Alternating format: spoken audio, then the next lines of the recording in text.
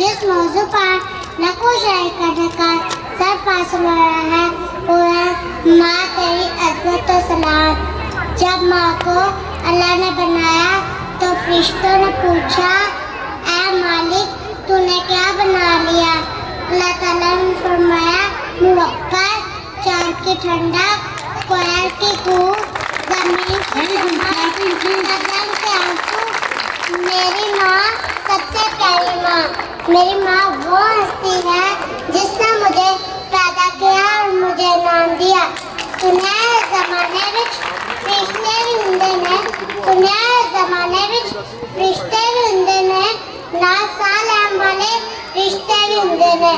माँ नूं मैं वेख्या, रिश्ते नूं मैं वेख्या, माँ नूं मैं वेख्या, रिश्ता नूं मैं वेख्या, माँ तो वड्डा कोई रिश्ता नहीं मैं वेख्या।